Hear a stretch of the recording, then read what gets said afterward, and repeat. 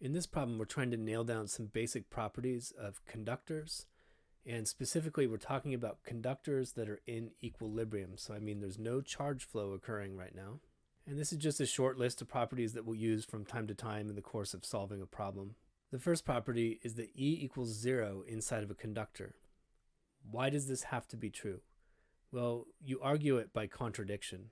I say, suppose there was some point inside this conductor where E was not 0. What would happen next? Well, charge would start to flow inside the conductor. But we're talking about conductors in equilibrium. So if there's an electric field inside of a conductor, it cannot be in equilibrium. So there's property 1, E equals 0 inside. This, by the way, is the idea behind a Faraday cage. If you make a giant conductor out of wire, then inside of it the electric field is going to stay at 0. Property number 2, net charge must reside on the surface. Why does this have to be true? Again, we do a little thought experiment and try to deduce a contradiction. Suppose there was a charge deep inside this conductor. Well, then I could draw a little circle around that charge. And inside of that little circle, the electric field would not be 0. There would be field lines emanating away from the charge. So it's impossible for there to be any net charge inside of a conductor, and all the charge resides on the surface.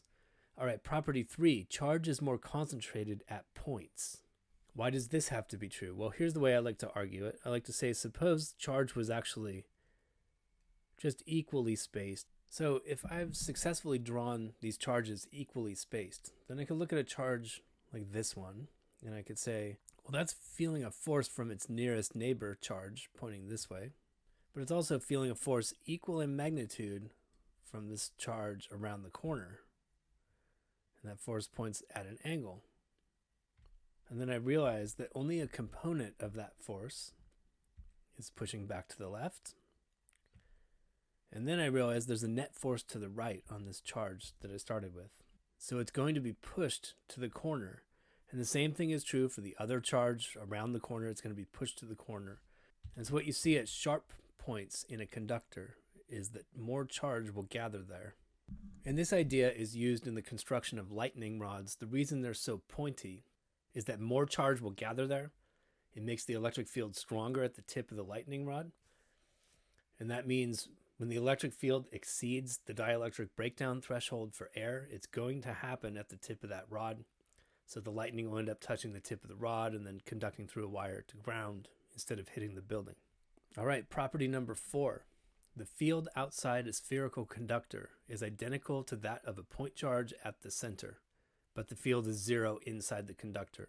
So the picture on the left shows what the field lines look like. So the electric field we've already established must be 0 inside of a conductor.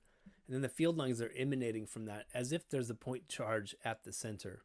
And it's going to be indistinguishable from a point charge at the center. So if I look at this on a graph of electric field magnitude versus separation distance from the center, this is what it looks like. I have a region of E equals 0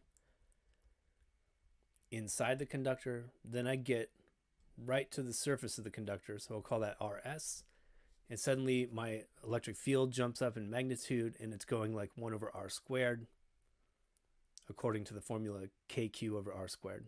Let's look at a quick example of this charged metal sphere idea. So at the top of a Van de Graaff generator, I have a 25 centimeter diameter metal ball, and it's charged with 10 microcoulombs. So I want the electric potential at the surface. Well, if the field is identical to a point charge, so is the electric potential. Then I want the electric field at the surface. And then I want to compare this to the threshold for the dielectric breakdown of air. If you exceed that threshold, you're going to get a discharge of electricity through the air. And this ball will shoot off a giant spark. So one adjustment I want to make before we start is that I was given diameter, and I would rather have radius because we're talking about the surface of this thing, and the distance between the center and the surface is the radius. So the radius is 12.5 centimeters, which is 0.125 meters. So let's look at the electric potential. We just pretend that there's 10 microcoulombs right at the center, and I'm going to do kq over r.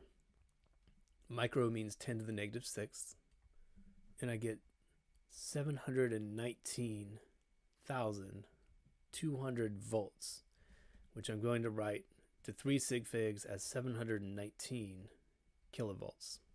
All right, now we compute the electric field. That's given by kq over r squared. and I get 5.75 times 10 to the 6th newtons per coulomb. So that's 5.75 million newtons per coulomb.